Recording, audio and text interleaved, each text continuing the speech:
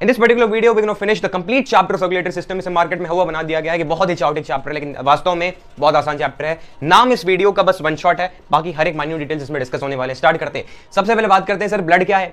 Blood तो खून होता है सर, कहां फ्लो करता है? ब्लड वेसल के अंदर। ब्लड के अंदर दो कंपोनेंट्स, ब्लड के अंदर दो कंपोनेंट्स, एक होता है प्लाज्मा और एक होता है सेल्यूलर एलिमेंट्स। एक होता है प्लाज्मा और एक होता है सेल्यूलर एलिमेंट्स। सेल्यूलर एलिमेंट्स कौन सर? डब्ल्यूबीसी, आरबीसी और प्लेटलेट्स। और प्लाज्मा के अंदर एक स्पेशल टाइप ऑफ प्रोटीन होता है फाइब्रिनोजन, हम धीरे डिस्कस करेंगे, मैं ओवरव्यू आपको दे रहा हूं। तो प्लाज्मा के अंदर एक स्पेशल टाइप ऑफ प्रोटीन होता है फाइब्रिनोजन, और उस फाइब्रिनोजन के अगर आप हटा दोगे तो वो बचेगा सीरम। आपको पूछेगा कि व्हाट इज सीरम, बहुत बार प्रीवियस ईयर में पूछा हुआ है, तो आप कहोगे कि प्लाज्मा के अंदर अगर फाइब्रिनोजन एब्सेंट है then it is called serum. अच्छा, अब बात करते हैं सर टिश्यू फ्लूइड्स क्या है। तो देखिए, एक चीज होता है कैपिलरी, एक चीज होता है कैपिलरी, समझ रहे हो बात? तो मान लो ये एक ब्लड वेसल है, कैपिलरी भी ब्लड वेसल्स ही हैं सर, बहुत पतले होते हैं, उनका जो वॉल है बहुत ही थिन होता है, बहुत थिन होता है, बहुत थिन, और उसके अंदर एकदम हल्के हल्के माइन्यूट पोर्स लगे होते हैं, जिसके चलते ब्लड जो है उनके थ्रू क्या करता है, लीक हो जाता है, समझ गए? अच्छा, तो कैपिलरीज है, इसके अंदर जो है छोटे छोटे पोर्स लगे हुए हैं, इसके चलते अब यहां पे मान लो कोई ऑर्गन है, सेल्यूलर कोई भी ऑर्गन है, कोई भी टिश्यू है, कोई भी सेल है। अच्छा, तो एक बात ओवरव्यू बैठा लो कि ये हमारा अगर हार्ट है, तो हार्ट से जो ब्लड आता है, हार्ट से जो ब्लड आता है मींस हार्ट के अवे जो ब्लड आता है, जो ब्लड वेसल उसे कैरी करता है, उसे हम आर्टरी कहते हैं। उसे हम क्या कहते हैं? आर्टरी। ए से क्या हो गया? आर्टरी। और ब्लड को मतलब ब्लड को लेके जाता है हार्ट के पास, उस वेसल को हम कहते हैं वेन। तो अवे से हो गया आर्टरी, लेके जाने वाला वेन हो गया। और लेके किसके लिए आएगा सर? ऑर्गन्स के लिए। अब देखिए, हार्ट लेके आ रहे हैं तो कुछ ना कुछ तो बढ़िया देगा भाई, दिल तो बढ़िया सबके लिए चाहता है कि नहीं? तो दिल बढ़िया देगा सबके लिए, ऑक्सीजन वगैरह सब कुछ उसमें है, ज्यादा ऑक्सीजन है। ऐसा एक मिथ बना रखा है लोगों ने कि आर्टरी के अंदर ऑक्सीजन है, वेन्स के अंदर ऑक्सीजन नहीं है। ऐसा बात नहीं है, आर्टरी के अंदर ज्यादा ऑक्सीजन है और वेन के अंदर थोड़ा कम ऑक्सीजन है, बस इतना डिफरेंस, समझ गए? अच्छा, उसीलिए आर्टरी जो होता है वो आपको थोड़ा सा ब्राइट रेड दिखता है और वेन जो होता है थोड़ा सा डार्क रेड दिखता है, बिल्कुल नहीं दिखता। ओके, अब यहां से जो ब्लड आता है वो डिवाइड होता है बहुत सारे इसके ब्रांचेस के अंदर, और उसी में से एक सबसे पतला ब्रांच होता है उसे कैपिलरी कहते हैं। तो अभी हम टिश्यू फ्लूइड पे हैं। कैपिलरी जो है जब फ्लो करता है इसके अंदर से, इस ब्लड के अंदर ऑक्सीजन रिच होता है, न्यूट्रिशंस होते हैं, समझ में आ रही है बात? न्यूट्रिशन से ऑक्सीजन से, तो इस सेल के ऊपर ये जो ब्लड है ना वो बात कर देता है, यानी ये जो ब्लड है इस सेल को बाथवे कर देता है, यानी इसे न्यूट्रिशन, इसे ऑक्सीजन से पूरा भर देता है और वो सेल खुश मिजाज हो गया। इस फ्लूइड को हम टिश्यू फ्लूइड कहते हैं, बहुत सिंपल, समझ में आ रहा है? अच्छा, अब इसके नीचे एक और वेसल लगा होता है जिसे हम लिम्फेटिक वेसल कहते हैं। क्या कहते हैं? लिम्फ वेसल कहते हैं। क्या कहते हैं? लिम्फेटिक वेसल या लिम्फ वेसल, सिंपल। अब ये जो फ्लूइड है इसके अंदर एंटर करता है, ये जो फ्लूइड है इसके अंदर एंटर करता है, कौन सा फ्लूइड? टिश्यू फ्लूइड, जिसके अंदर होते हैं कार्बन डाइऑक्साइड और अनवांटेड सब्सटेंसेस, बैक्टीरियाज। देखो, ऊपर से ऑक्सीजन रिच आया, इस सेल को बाथवे किया, इसको ऑक्सीजन रिच डाला, न्यूट्रिशंस वगैरह डाला, ये हेल्दी हो गया। अब इससे जो भी बैक्टीरियाज हैं, कार्बन डाइऑक्साइड है, गंदगी है, वो कैरी हो गया टिश्यू फ्लूइड्स के द्वारा लिम्फ वेसल के अंदर, और इस वेसल के अंदर जो फ्लूइड फ्लो कर रहा है उसे हम लिम्फ कहते हैं। कितना आसान है। और ये जो लिम्फ है वो वापस चला जाता है वेन्स के पास, ये वेन्स से कनेक्ट हो जाता है और यहां से आर्टरी आता है। कंफ्यूजिंग था या आसान था? कमेंट करना, आगे बढ़ते हैं। अच्छा, थोड़ा थोड़ा मतलब बहुत ज्यादा इसमें से क्वेश्चंस नहीं आते, बस ओवरव्यू के लिए था, ठीक है? डरो मत अगर नहीं समझ में आया फिर भी। ब्लड के दो कंपोनेंट्स प्लाज्मा और आरबीसी मैंने बात कर ली, मैं अपना नोट्स लेके आया हूं कि कोई भी चीज आपका टॉपिक छूटना नहीं चाहिए, ठीक है? अच्छा, चलिए, प्लाज्मा जो है इसका कलर होता है लाइट येलो, इसका कलर होता है लाइट येलो, ठीक है? मतलब अगर आप अपने ब्लड में से जो सेल्यूलर एलिमेंट्स हैं यानी आरबीसी, डब्ल्यूबीसी, प्लेटलेट्स निकाल दोगे तो आपका ब्लड एकदम लाइट येलो रहेगा। कितना इंटरेस्टिंग है सर। अच्छा, अब बात करते हैं आरबीसी की, एक एक करके चलते हैं धीरे धीरे। आरबीसी को हम कहते हैं एरिथ्रोसाइट, बड़ा इंपॉर्टेंट है सर, बड़ा इंपॉर्टेंट, एरिथ्रोसाइट। डब्ल्यूबीसी को हम कहते हैं ल्यूकोसाइट, धीरे धीरे बात करेंगे, याद हो जाएगा आपको। आरबीसी को हम कहते हैं एरिथ्रोसाइट। अच्छा, आरबीसी जो है ना ये डिस्क लाइक शेप में होता है, डिस्क लाइक शेप। अब मेरे पास डिस्क नहीं है, ठीक है? मैं प्रैक्टिकली मैं नहीं दिखा सकता, सिलेबस देखो यार, कुछ दिन में परीक्षा है आपका, प्रैक्टिकल समझना नहीं है, समझना है, जल्दी से एग्जाम खत्म करना है। तो आरबीसी जो है वो डिस्क लाइक शेप होता है, बाई कनकेव शेप होता है उसका। और आरबीसी का एक बहुत ही खास बात है that it has no nucleus, ये आपको प्रीवियस ईयर में आएगा। इट हैज नो माइटोकॉन्ड्रिया, ये आपके प्रीवियस ईयर में आएगा। कि वाई, क्यों नहीं है सर? अरे इसलिए नहीं है क्योंकि आरबीसी को कैरी करना है ऑक्सीजन। बेसिकली आरबीसी का काम क्या है? What is the function of RBC? To carry and transport oxygen, बस, और कुछ काम नहीं है सर। आरबीसी को ऑक्सीजन कैरी कर लेना और आरबीसी को ऑक्सीजन ट्रांसपोर्ट कर देना। और आरबीसी कहां फ्लो कर रहा है? ब्लड वेसल के अंदर, तो ऑक्सीजन कैरी करके आएगा, लेके जाएगा, आएगा, लेके जाएगा, बस यही काम है सर। अच्छा, तो इसी काम को और प्रोडक्टिव वे में करने के लिए भगवान अल्लाह जो भी आप मानते हैं उन्होंने क्या कर दिया, इसके अंदर न्यूक्लियस नहीं डाला, माइटोकॉन्ड्रिया नहीं डाला, अब ऑक्सीजन वो और कर देगा। इसके चलते क्या होता है कि इसका जो सरफेस एरिया है, इसका जो सरफेस एरिया है वो बढ़ जाता है। It increases its surface area and that's why it can carry more oxygen, it can transport more oxygen, that is the main function of RBC। समझ में आ रही है बात? ओहो, कितना क्लियर हो गया सर। अच्छा, आरबीसीज क्यों हमें रेड दिखते हैं, इसका आंसर सबको पता है, क्लास 1 से हम पढ़ते हुए आ रहे हैं। बिकॉज आरबीसी के अंदर हेमोग्लोबिन होता है, नहीं पढ़ा तो आप पढ़ लो, क्या दिक्कत की बात है, जब जागो तब सवेरा है सर। तो आरबीसी रेड दिखता है because of a pigment called haemoglobin, ठीक है। आरबीसी रेड दिखता है because of the presence of a pigment called haemoglobin. Okay, अब देखिए ऑक्सीजन कैरी कर रहा है तो ऑक्सीजन को कोई बॉन्ड बनाएगा, हेमोग्लोबिन जो है वो ऑक्सीजन के साथ मिलकर बनाता है ऑक्सी हेमोग्लोबिन। बड़ा इंपॉर्टेंट है सर, एक मार्क्स में आ सकता है, वैसे आज तक तो नहीं आया, लेकिन देखिए भाई फिजिक्स का पेपर आपने देखा होगा क्लास 10 आईसीएसई का सेमेस्टर 1 का, तो उससे हम कभी प्रेडिक्ट नहीं कर सकते, लेकिन डरना नहीं है, प्रीवियस ईयर से बाहर नहीं आना चाहिए, आएगा भी तो 1 या 2 नंबर का, उसके लिए हम 30 नंबर थोड़ी छोड़ेंगे सर। तो ऑक्सी हेमोग्लोबिन कहते हैं अगर ऑक्सीजन के साथ कंबाइन हो जाता है। वहीं अगर कार्बन मोनोऑक्साइड के साथ जब हेमोग्लोबिन कंबाइन होता है तब बनाता है कार्बोक्सी हेमोग्लोबिन। क्या बनाता है? कार्बोक्सी हेमोग्लोबिन, ठीक है, हेमोग्लोबिन ये वाला एक्सप्लेन लिखना। अब जब वो कार्बन मोनोऑक्साइड के साथ हेमोग्लोबिन जब हमारा ब्लड का कंबाइन करता है तो वो हमारे ब्लड वेसल के अंदर ब्लड फ्लो को रेस्ट्रिक्ट कर देता है, सीज हो जाता है।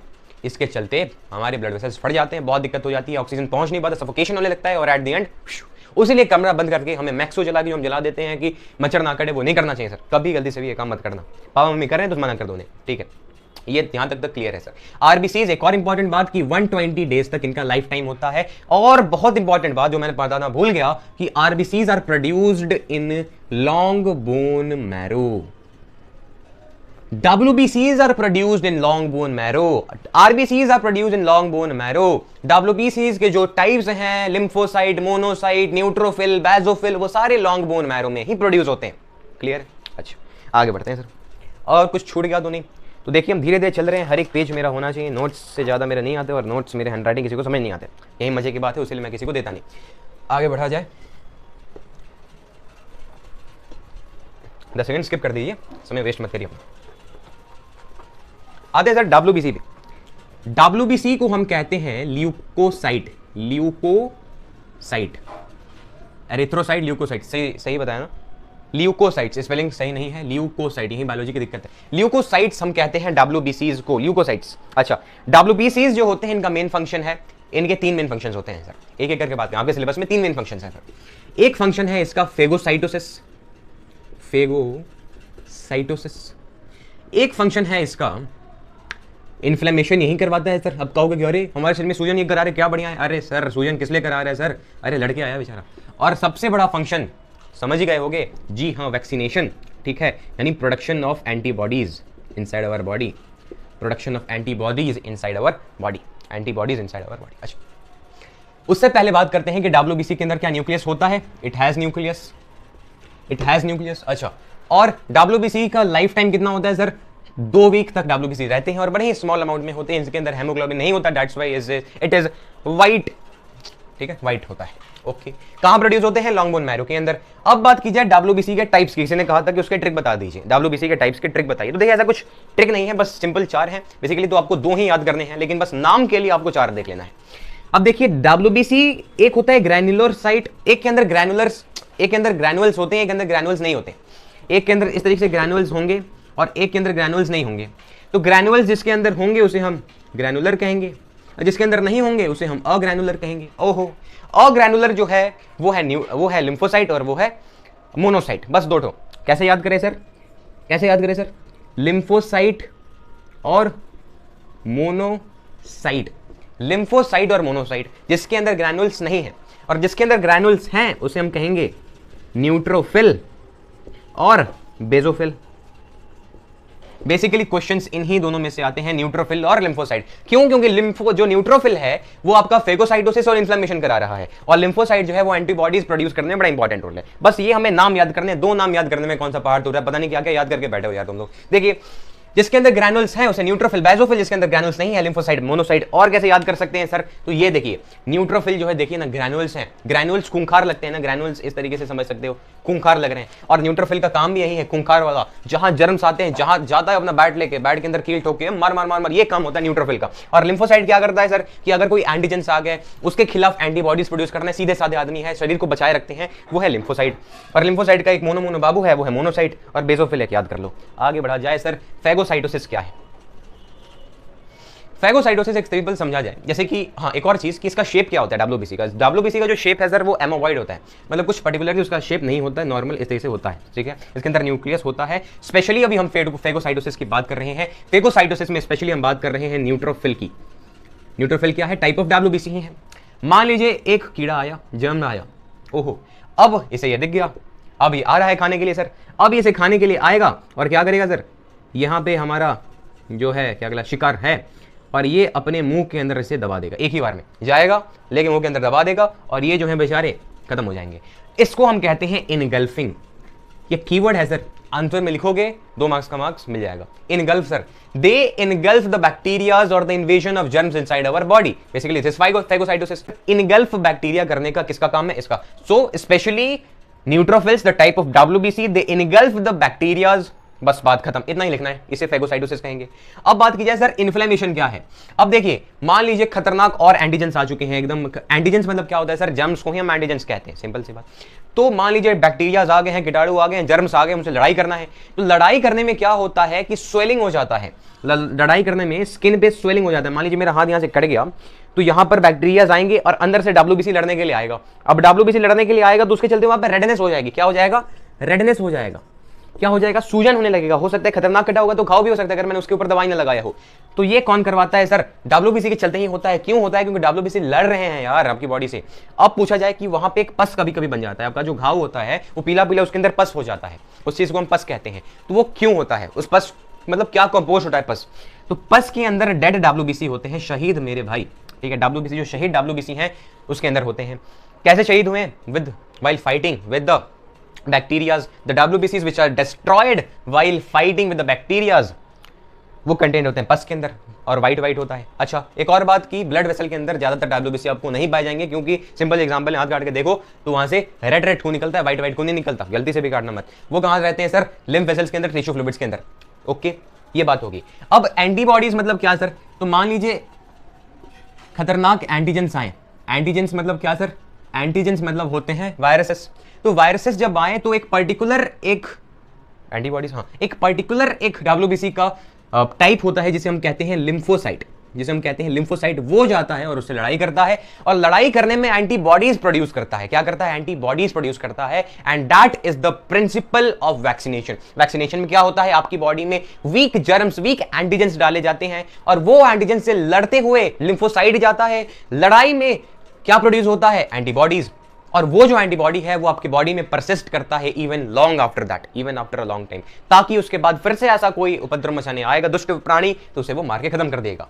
अब यहां से हम बात करते हैं ब्लड ग्रुप के। उससे पहले एक डायाब्डेसिस चीज है, 1 मार्क्स का, बार बार मैंने देखा है, प्रीवियस ईयर में आया है। डायाब्डेसिस, डायाब्डेसिस स्पेलिंग सही होना चाहिए क्योंकि बायो में स्पेलिंग ही सब कुछ है।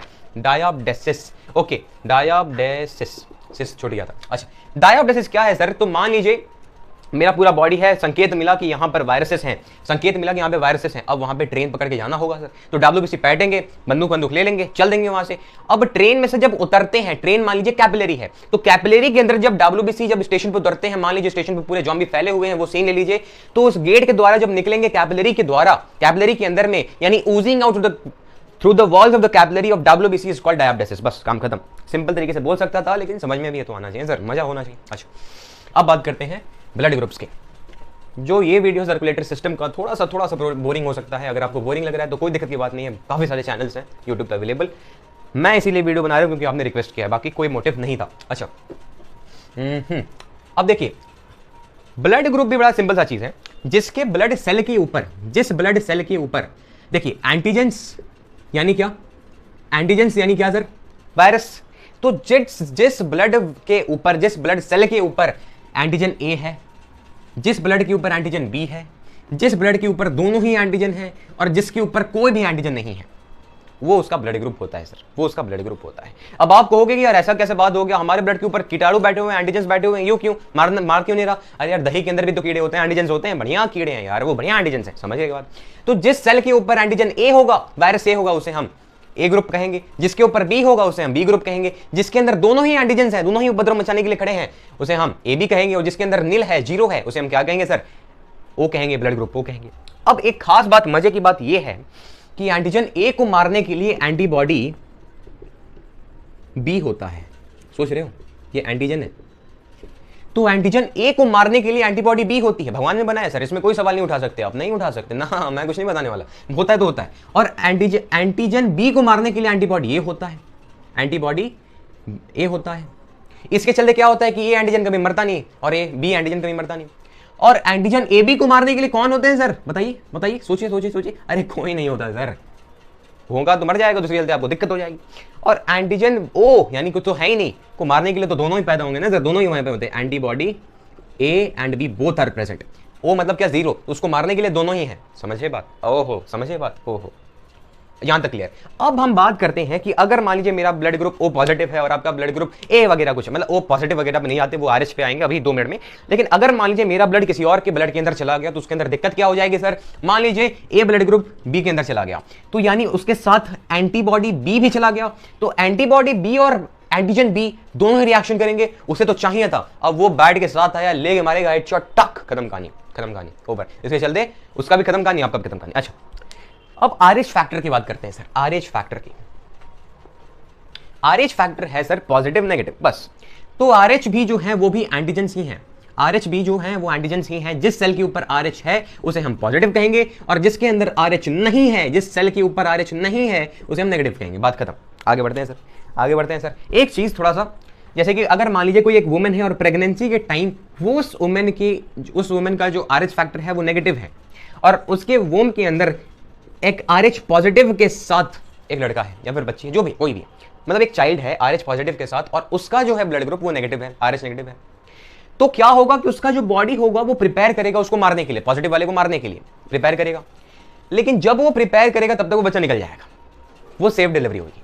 लेकिन अगर फिर से आरएच पॉजिटिव आ गया, तब वो जो आरएच नेगेटिव है, जो वुमेन है आरएच नेगेटिव, तो उसके अंदर जो एंटीबॉडीज हैं वो उन्होंने अब एंटीबॉडी बना रखा है पॉजिटिव को मारने के लिए, और वो आके डायरेक्ट इसे मार देंगे, और वो जो चाइल्ड है वो मर सकता है सर, हो सकता है।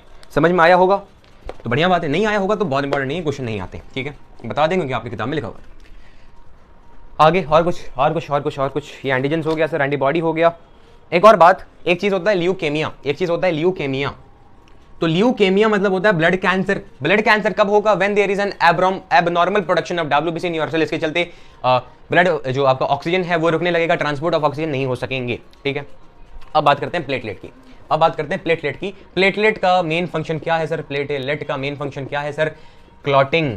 एक इंटरेस्टिंग चीज दूं, शायद आपकी बुक में लिखा हुआ है, लेकिन प्रीवियस ईयर में मैंने देखा है कि कैल्शियम एक एलिमेंट है, Ca2+, सॉरी, यस। तो कैल्शियम आयन जो है या फिर कैल्शियम एलिमेंट जो है, it is the principal element required for the platelets. जो प्रिंसिपल प्लेटलेट का है क्लॉटिंग, उसके लिए calcium element is very very important, very very important, ठीक है। बस 1 मार्क्स में आपको आ सकता है, अगर आ गया तो कांग्रेचुलेशन। चलिए क्लॉटिंग की बात करें। क्लॉटिंग में क्या होता है सर? मैं सिंपल समझाता हूं। जब भी बॉडी में आपका कट होता है, जब भी बॉडी में कहीं भी आपका कट हुआ, तो एक होता है थ्रोम्बोस। अच्छा, जैसे कि हम आरबीसी को एरिथ्रोसाइट, डब्ल्यूबीसी को ल्यूकोसाइट, वैसे ही प्लेटलेट को, वैसे ही इन्हें हम कहते हैं थ्रोम्बोसाइट्स, ठीक है, थ्रोम्बोसाइट्स। तो जो थ्रोम्बोसाइट्स है ना, वो एक थ्रोम्बोप्लास्टिन नाम का एक प्रोटीन होता है, उस थ्रोम्बोप्लास्टिन को एक्टिवेट कर देते हैं और वो बन जाता है थ्रोम्बिन। थ्रोम्बिन और एक फाइब्रिनोजन, जो मैंने सबसे पहले में बात की थी, फाइब्रिनोजन, उसे कन्वर्ट कर देता है, उसे एक्टिवेट कर देता है और वो बन जाता है फाइब्रिन। तो as a name suggest, fibrin मतलब क्या सर? Spiderman, Spiderman. तो फाइब्रिन मतलब सर वेब्स, वेब्स, ठीक है। तो फाइब्रिनोजन जो है प्रोटीन है, वो एक्टिवेट होकर क्या बन गया? फाइब्रिन। और फाइब्रिन्स जो है एज द नेम सजेस्ट, ये वेब्स प्रोड्यूस करता है, जिसके चलते क्लॉटिंग्स होता है। आपका जो ब्लड जो एलिमेंट्स हैं, जो आरबीसी बह बह के बाहर जा रहा था, उसे वो रोक देते हैं, ठीक है। तो बेसिकली आपको फ्लो चार्ट आता है, प्रीवियस ईयर वाली चीजें मैं बता रहा हूं, तो आपको बोलेगा कि कैसे फ्लो चार्ट आता है, आपको नाम बता देगा, या फिर आपको सिंपली बोलेगा क्लॉटिंग कैसे होता है। तो सबसे पहले सर जो थ्रोम्बोसाइट्स हैं वो थ्रोम्बोप्लास्टिन को एक्टिवेट करवा के वो बन जाता है थ्रोम्बिन, और फाइब्रिन जो एक्टिवेट हो गया फाइब्रिन, और फाइब्रिन जो है वो वेब प्रोड्यूस करता है, और वो वेब्स जो है वो तब तक वो डब्ल्यूबीसी भी आ जाता है। एक सख्त कोई काम नहीं होता सर, सारा बॉडी हर एक चीज मिला हुआ है वहां पे। तो डब्ल्यूबीसी भी तब तक आ जाए तलवार लेके आओ मारो मारो मारो, लेकिन तब तक क्लॉटिंग हो रहा है, स्पाइडरमैन भी लगा हुआ है, अवेंजर सारे टीम भी आ रहे हैं। चलिए यहां तक हमने बात कर ली प्लेटलेट्स की, आगे बढ़ते हैं आगे। अब देखिए आर्टरी, दो वेसल है सर, आर्टरी और वेन। आपको स्ट्रक्चरल डिफरेंस पूछेगा तो एक स्ट्रक्चर में बता रहा हूं वो आपको बना देना है सर। आर्टरी में जो ल्यूमेन है, ल्यूमेन मतलब सर स्पेस, तो जो ब्लड वेसल का जो स्पेस है ना वो बड़ा ही पतला होता है, कुछ बहुत ही ऐसे पतला आरबीसी होता है, और जो वेन्स होते हैं थोड़े मोटे होते हैं, मतलब मोटे नहीं होते, पतले होते हैं, मतलब ल्यूमेन जो है आपका नैरो नहीं होता, वो वाइड होता है। तो जो ल्यूमेन है वो आरबीसी के अंदर बड़े ही छोटे से होते हैं, क्यों? क्योंकि इनके पास थिक मस्कुलर वॉल्स होता है। अब आप पूछेगो क्यों होता है, याद कैसे रखा जाए? अरे आर्टरीज हार्ट के पास से आ रहे हैं, मींस अवे फ्रॉम हार्ट जा रहे हैं, तो हार्ट जो है, अगर मान लीजिए यहां पर हमारा दिल है यार, पैर के एकदम निप तक जाना है, हर एक नेल के एकदम उधर तक, एकदम सिर तक जाना है, तो कितना तेजी से पंप करना होगा उसे, कितना फोर्स के साथ, कितना प्रेशर के साथ पंप करना होगा कि वो जा पाए। तो उस प्रेशर को झेलने के लिए जो है ना, जो आर्टरी होते हैं वो मोटे होते हैं, थिक होते हैं, उसी के चलते ल्यूमेन पतला होता है। अब यहां पर जो लेयर है, सबसे पहला वाला लेयर, इस लेयर को हम कहते हैं एंडोथीलियम। एंडोथीलियम। इसके बाहर वाला जो लेयर है उसे हम कहते हैं मिडल लेयर। इसी तरीके से आपको ड्रॉ भी करना है, बढ़िया ड्रॉ कर सकते हो आप मेरे से। और इससे जो बाहर वाला लेयर है उसे हम कहते हैं एक्सटर्नल लेयर या आउटर लेयर। और वहीं आप देखिए, आप इसे स्केच बना सकते हो, इसे आप इस तरीके से कर सकते हो, इससे आप इस तरीके से और डिजाइन कर सकते हो, इसे आप इस तरीके से कर सकते हो, कलर भर सकते हो, पेस्टल कलर ला के डाल दो उसी पे, कुछ भी कर सकते हो ना। और वेन्स जो होते हैं सर ऐसे नैरोवर होते हैं, सॉरी ये वाइड होते हैं। इनका जो ल्यूमेन है आर्टरी का वो नैरो है, स्ट्रक्चरल डिफरेंस में बता रहा हूँ, और वेन्स का जो है वो वाइड है, ल्यूमेन जो है वो वाइड है। अच्छा, और इसके ऊपर जो लेयर है वो एंडोथेलियम, इसके ऊपर जो है मिडल लेयर, इसके ऊपर जो एक्सटर्नल लेयर, इस तरह से बना दो, स्ट्रक्चरल डिफरेंस हो गया। और आपको स्ट्रक्चर भी दिया जा सकता है और आपको बोलेगा कि ये बताओ क्या है, ये बताओ क्या है, ये बताओ क्या है, तो हम middle layer sir, external layer sir, अंदर वाला एंडोथेलियम सर, और ये ल्यूमेन सर। अच्छा, थिक मस्कुलर वॉल, इसके थिन मस्कुलर वॉल। अब एक और बड़ा ही स्ट्रक्चरल डिफरेंस इंपॉर्टेंट है कि आर्टरी के अंदर हार्ट के पास से पूरा ब्लड जा रहा है और ग्रेविटी के अगेंस्ट भी जा रहा है भले, लेकिन एनर्जी और उसमें जो प्रेशर है ज्यादा है, तो उसके चलते उसे कोई भी वाल्व की जरूरत नहीं पड़ती। वाल्व मतलब sir, valves are the things that are there present in our blood vessels to prevent the back flow of the blood. अगर मैं ऐसे खड़ा हूं और एक ही बार में उल्टा खड़ा हो जाऊं, तो ब्लड जो मेरा हार्ट से नीचे जा रहा है, ब्लड हर जगह पहुंचना है, वो ऐसा ना हो कि उल्टा हो जाने लगे, तो उसको प्रिवेंट करने के लिए वाल्व्स हैं। लेकिन वेन में अगर तो देखो, तो हार्ट के पास से ग्रेट एनर्जी के साथ आया तो उसके अंदर वाल्व्स की जरूरत नहीं है, so there are no valves. लेकिन वही वेन्स की अगर हम बात करें तो ये उल्टा जा रहा है सर, ये उल्टा जा रहा है, कभी भी उससे जरूरत पड़ सकती है, लो प्रेशर के साथ जा रहा है, एक तो अगेंस्ट ग्रेविटी भी जा रहा है वेन, तो उसी के चलते इसमें वाल्व्स प्रेजेंट होते हैं, समझे। उसी चलते ये थिन भी होता है क्योंकि प्रेशर ज्यादा नहीं लग रहा होता, और ये नैरोअर नहीं, ये वाइडर ल्यूमेन होते हैं, इसमें नैरो ल्यूमेन होते हैं। शायद आपको बात समझ में आई होगी, काफी लंबा ये वीडियो खींचा चला जा रहा है। और कैपिलरीज जो होते हैं सर, कैपिलरीज उनके अंदर बहुत ही माइन्यूट, एकदम बहुत ही पतला जो है उनका muscular wall, very thin wall capillary के होते हैं। और यहां पर हमने आज का वीडियो जो है वो समाप्त किया है। आगे कल के वीडियो में हम पूरे वर्क के फंक्शनिंग को समझने वाले हैं। आज का वीडियो काफी लंबा हो गया, तो आज की वीडियो में जो मैंने स्टार्टिंग में बोला था कि इस वीडियो में हम सब कुछ कंप्लीट करने वाले हैं, ऐसा नहीं हो पाया। मेरी उम्मीदों पर पानी फिर गया क्योंकि मैं थोड़ा सा ज्यादा धीरे सेशन को ले गया ताकि आपको समझ में आए। अगर आपको आया होगा तो बहुत बढ़िया बात है, नहीं आया होगा तो मैं वीडियोस नहीं बनाने वाला हूं। तब तक के लिए जय हिंद, जय भारत।